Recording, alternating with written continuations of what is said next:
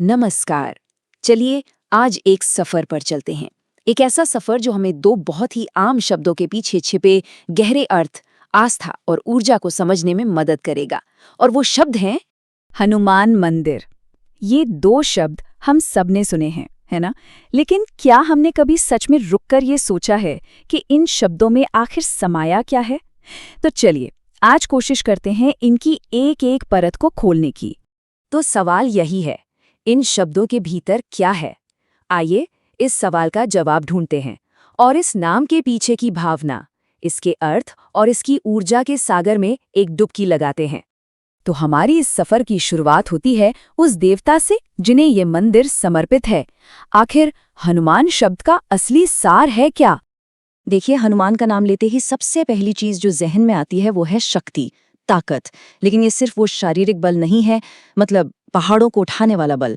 ये उससे कहीं ज्यादा गहरी चीज है। ये वो आध्यात्मिक मजबूती है जो अटूट विश्वास से पैदा होती है।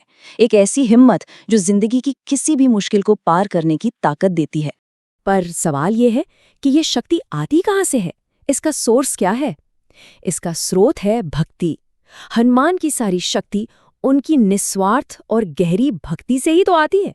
एक ऐसी भक्ति जिसमें कोई शर्त नहीं, कोई मांग नहीं, सिर्फ और सिर्फ पूरा समर्पण है।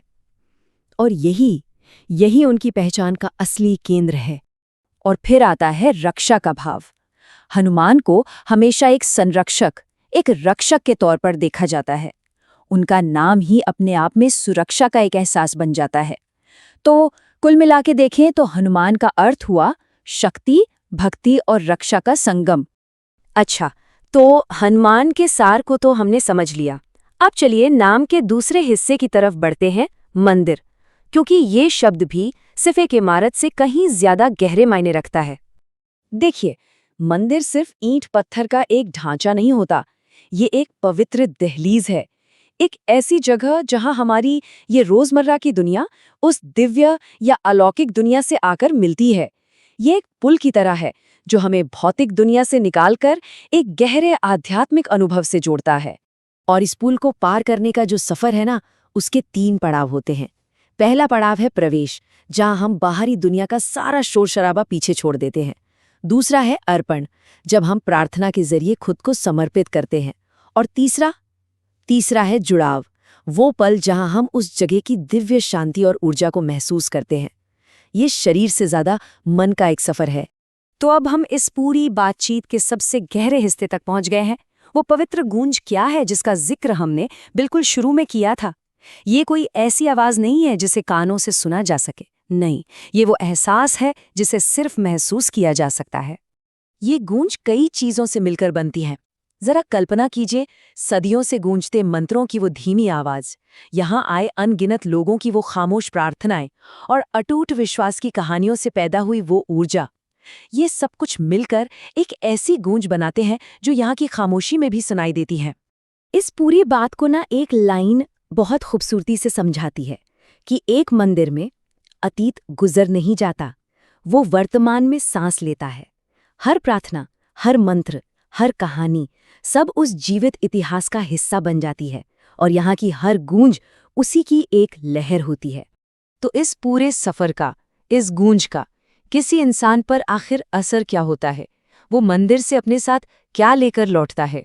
चलिए अब इस बदलाव को समझने की कोशिश करते हैं। ये तस्वीर उस बदलाव को बहुत अच्छे से दिखाती है जो मुमकिन है।